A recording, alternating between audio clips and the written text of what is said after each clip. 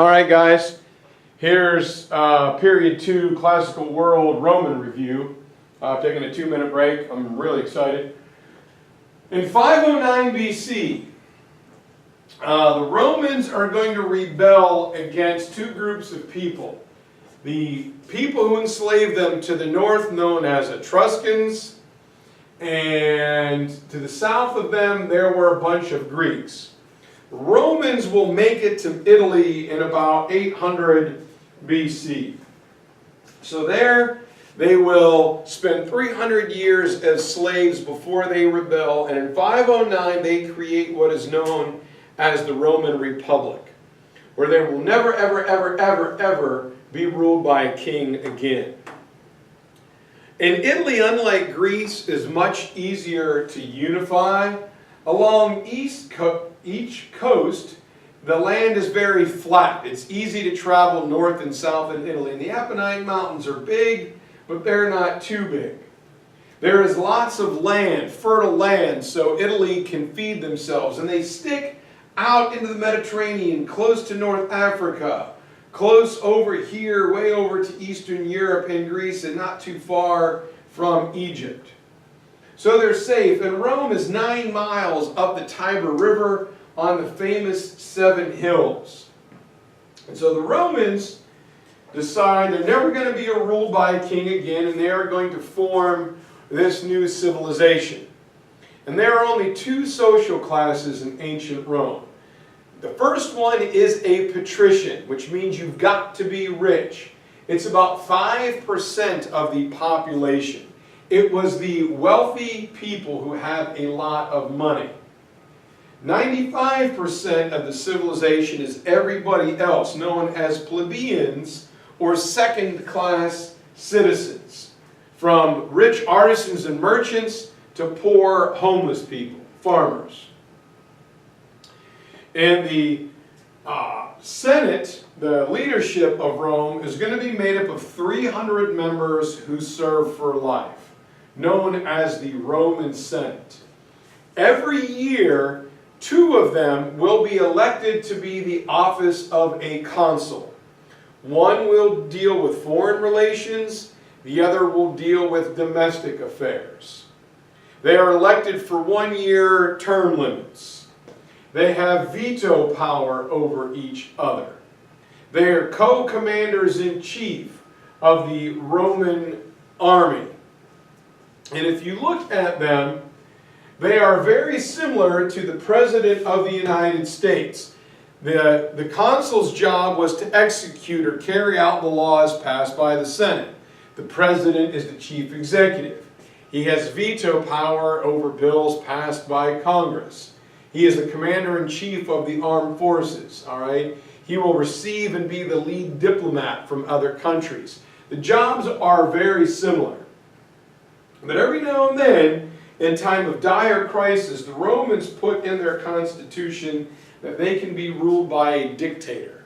Someone who has unlimited authority for a maximum of 6 months or until the crisis is averted.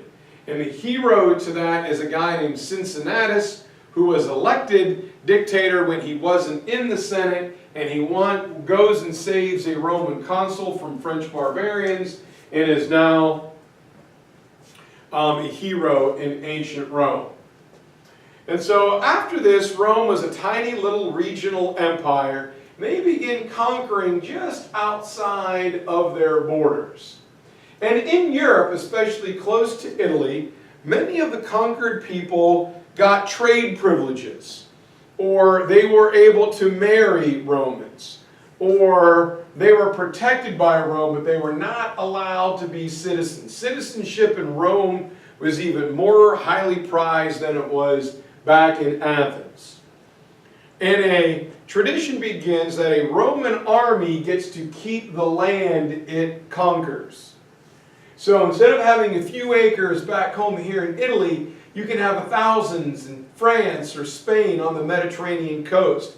And this builds a shield of trained retired combat veterans around Rome. To get to them, you've got to fight through this shield. But it brings the Romans into contact with a bitter enemy. Down here, that is ancient Carthage. And so a round of wars are going to be fought between 264 and 146 BC. And Rome wins the first round by modifying their tactics, and they arrest this guy named Hamilcar. And Hamilcar makes his son Hannibal sacrifice a bull and swear to be an enemy of Rome forever. And then Hamilcar is dragged through the streets, naked and humiliated and killed in front of his 9-year-old son, who spends the rest of his life trying to destroy Rome. So he will spend 20 years building the largest, most multicultural army of all time, including his famous war elephants here. And he leaves Carthage. Instead of attacking directly to Rome, he goes over to Cartagena, where he leaves part of the army under his brother and begins to march across the Pyrenees, up and over the Alps, and coming down into Italy, where he will spend 15 years going back and forth, destroying Roman crops. Then he sends for his brother, who is trapped in a mountain pass and beheaded by the Romans. The Romans say, if you destroy Rome, we're going to destroy Carthage. And after being gone for 15 years, Hannibal makes a mistake. He goes home to defend Carthage, where he is defeated. The Romans know that they made him an enemy by killing his dad, so they tell him that he could be the Roman governor there. But he has to promise to never again raise an army against Rome. And he says, well, my God, right? As soon as I promised, my dad's oath to him means more than to you guys, so as soon as the Romans leave, he takes off and begins to build another army. The Romans hear about it, they send assassins, and he drinks poison rather than being killed or taken prisoner by the Romans. This is so hard pretending you guys are here. Oh, I gotta focus. All right. This features a switch. Rome before this was a regional empire. Now when they conquer Carthage, they become a major imperial power, controlling land on 3 continents, Europe, Africa, and Asia. It's here where I begin to call them the imperial star system, like in Star Wars. All right? And Romans think this is fantastic because they don't have to pay taxes, because the Romans are sticking a straw into their conquered peoples and sucking out and extracting what is known as tribute. So all this wealth is flowing into Rome. Romans, aristocrats are getting stuff for free. And all the work is being done on latifundias by slaves. So if the labor is free, and the aristocrats are getting goods cheap at the source, like food from Egypt, then who's going to go buying stuff from Keegan's Cookies, right? They're going to go to Krishnamurti Cookies and get the cheaper version. And so little by little, Romans are put out of work. They think it's great they don't have to pay taxes. They're getting stuff for free. But what about actual Romans? And shortly thereafter, Scipio Africanus is going to go down to Carthage. After a number of years, he will destroy the city. He will enslave the women and the children and dump salt on the fertile farmland all around Carthage, giving credence to the term salt the earth. Salt was worth its weight in gold. And here comes this guy that dumps millions or billions of dollars of money out on the ground to defeat somebody. So as time goes on, there's a big gap between rich and poor. Tonby's getting richer and richer and richer, and poor Keegan is homeless. And then a series of reformers come around, the Gracchi brothers, Tiberius and Gaius Gracchus. And they are members of the equestrian order, super rich elitists. And Tiberius does something unheard of. He resigns his seat in the Senate so he could run as a tribune, one of the 10 plebeians in the Roman Senate. Now, there are a couple other things the 12 tables of law in 450 that make laws equal. There is in 287, the creation of the lower house, the House of Commons or the House of Representatives. But tribune is a big deal. And Tiberius wants to take land from Tanvi, from the rich, and give it back to Keegan. And the senators don't like this, and they buy off the other tribunes when it comes time for the vote, and Tiberius is supposed to be out of office. But he goes directly to the poor people in the Roman Forum, tells them who he is, what he wants, and how Tanvi wronged him. He takes his case directly to the people. So the senators say, the only thing we can do about Tiberius is kill him. So they invite him and 300 of his buddies to the Roman Senate, and they're killed. The only people who can investigate the crime are those who committed the crime. 10 years later, his brother Gaius gets into power. And he says, look, I don't want to take land from you, Tanvi, but let's take Keegan and Connor and Aaron here in third period, and let's give them land in our conquered territories. We can take it from these guys because, well, we're conquered. We're not going to take anything from you, but we'll export Romans overseas. And everyone says, man, that's a great idea, guys. He's like, yeah, I know, I'm a genius.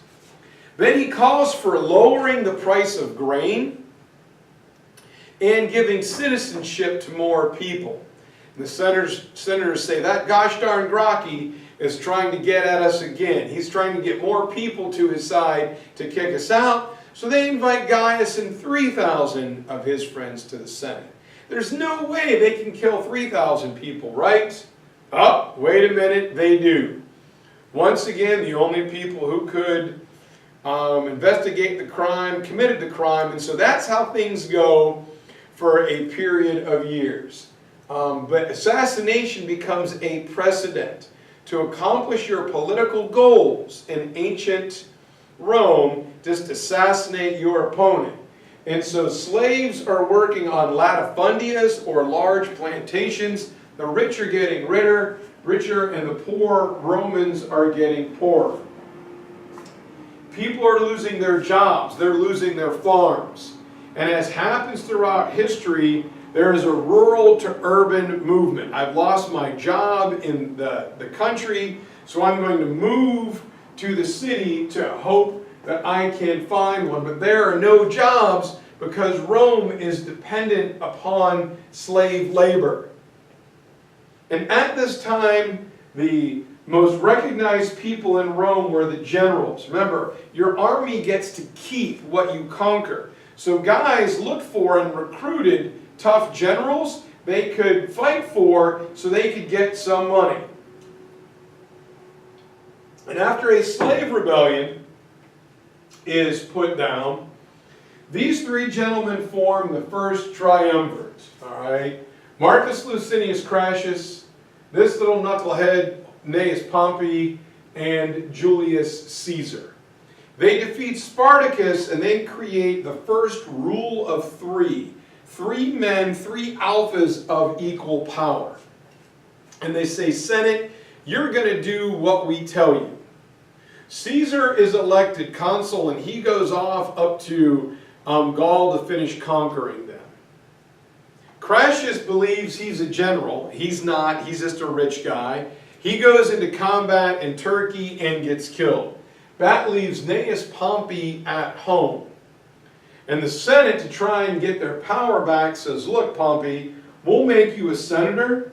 You can pass it on to your kids, but you got to get rid of Julius Caesar. So Caesar is ordered to return home from Gaul, where he's cutting off the right hands of warriors.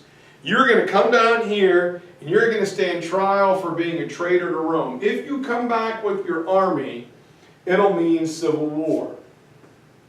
Well, Caesar's men are devoutly loyal. They're not going to allow their general to go back. So they cross the Rubicon River and civil war happens. Now, Caesar was that guy that everybody digs. And Pompey's army bails as soon as he gets very close to Rome. Caesar then tells the Senate they're going to stay in place and he's going to come back and deal with them. He chases Pompey to Greece and eventually into Egypt, where Pompey is killed by the Egyptians. Caesar will return to Rome 7 years later, and he just goes, Veni, vidi, vici, I have come, I have seen, I have conquered. And the Roman senators are forced to elect him as a dictator for life. Caesar begins a reform movement, all right, where he creates a public works project much like Pisistratus.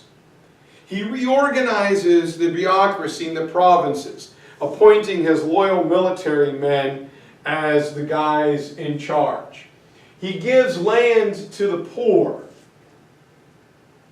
He will give citizenship to more people to make them allies, and he creates a new calendar. And all of a sudden, Rome revitalizes. The ills plaguing Rome are gone, and Rome resurges to power.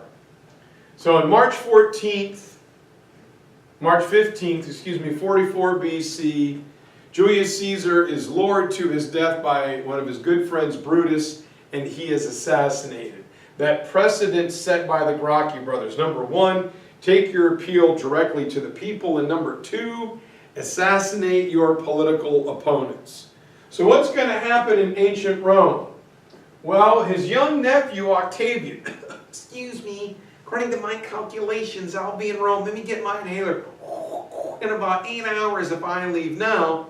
Young Octavian will go and form a partnership with Mark Antony and Mark Lepidus, two of Julius's trusted generals, and he orders the army to listen to Octavian just as they would himself.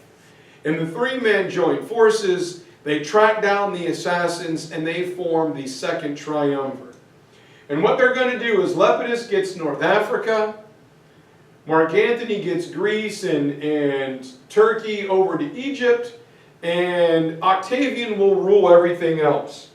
And in 10 years, the sicknesses and the weaknesses that plagued young Octavian are gone. He's a full-grown man, and he hears that Mark Antony and Cleopatra are scheming against him. So he goes to war against them and defeats them, with Mark Antony and Cleopatra taking their lives.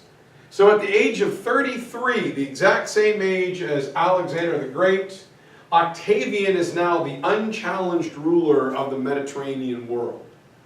And the Senate will give him a title Augustus, which means exalted one. So we will now refer to Octavian as Augustus. Or Imperator, emperor, supreme military commander. And the young Octavian is big, handsome, strong. The creepy little thing there, I don't know what it is. It kind of disturbs me, but like whatever. And so Augustus is going to set Rome on a path known as Pax Romana. 200 years of peace and prosperity. It will carry over to about 180 AD with the death of Marcus Aurelius. And Augustus is going to be the first leader that will train a successor known as my God, I can't think now. He will, Tiberius, he will train his successor, Tiberius, so there is a smooth transition of power. And Augustus began exporting Roman culture by building tiny little miniatures of Rome in a policy he calls Make the World Rome. And he also keeps up Uncle Julius's 5 reforms, but adds a civil service exam. He wanted all able-bodied people to be able to participate in government. And Pax Romana is so strong that it will survive a bunch of bad guys like Caligula. This is the guy who kills his entire family and names his horse first consul of Rome. He was a little off. Followed by Nero, who lit Christians on fire, burned the Christian part of Rome, mugged and beat up his own Roman citizens, thought he was a great singer, la la la la la la, like Scuttle from The Little Mermaid, and was just absolutely terrible. Eventually we'll get some good emperors, kind of like the dynastic cycle in China, like Vespasian. He will restore good leadership and he will build the Roman Colosseum.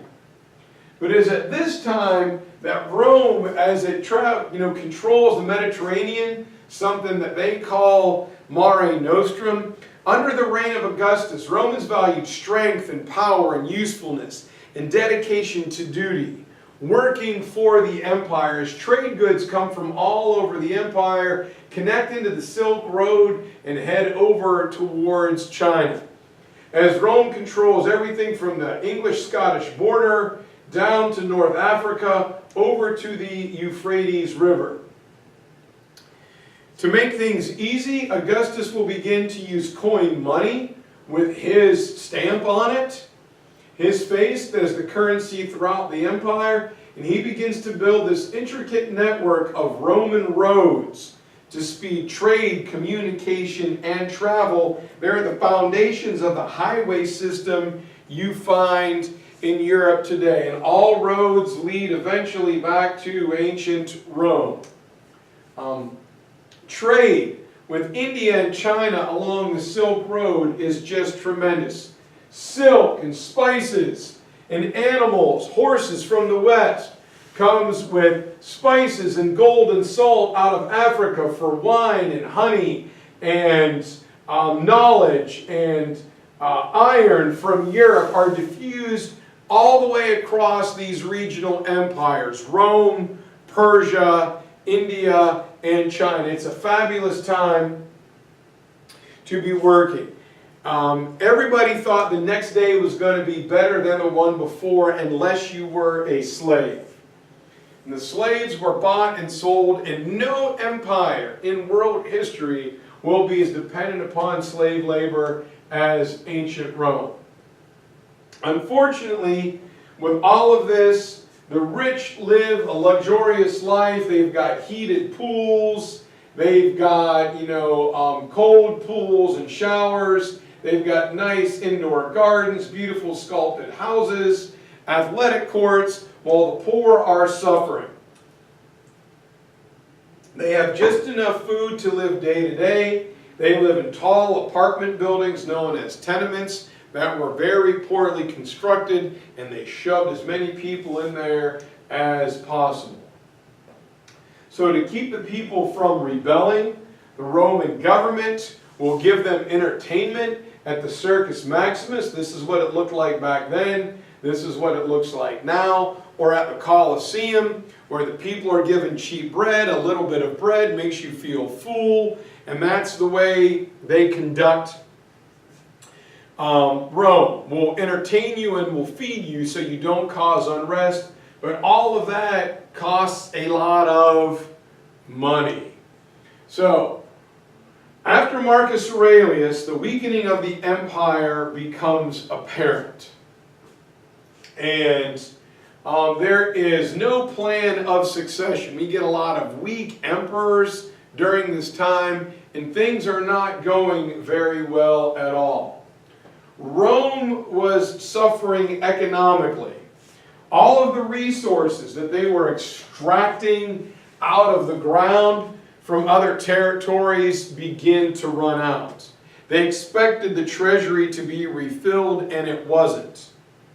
And all of a sudden, trade routes begin to be kinked off, and Rome can't get tribute or money.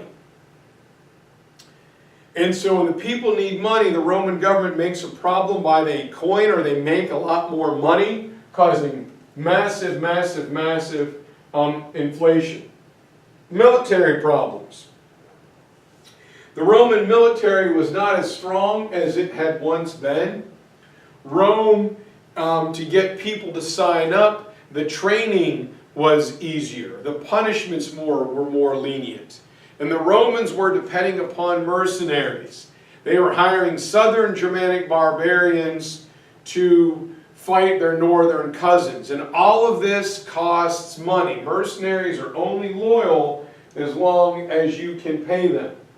So Emperor Trajan has an idea. If our tribute is running out, let's do what we always did and let's go conquering. And as he does so, he conquers over the Danube River, enraging a new group of our barbarians that are slowly being pushed towards his area. Emperor Hadrian wants to build a wall around the empire to seal it off. This is about all he gets done, 89 miles across from the Irish Sea on over between Scotland and England. And there are social problems. Emperors like Nero and Caligula had destroyed the Senate. Nobody wants to work anymore. Those that are there want to live a life of luxury. They don't care about the good of the empire. The devotion to duty and working for the good of the empire no longer matters. We're going to hoard what we have, and you are going to have to deal with it. So Emperor Diocletian will cut the empire in half using Greece as the dividing line. Greece over Italy, Germany, England, France, Spain, Portugal, North Africa is the Western Roman Empire, and he rules from the east, from the city of Byzantium. Now, he appointed a governor, a co-ruler over here, but he was in charge.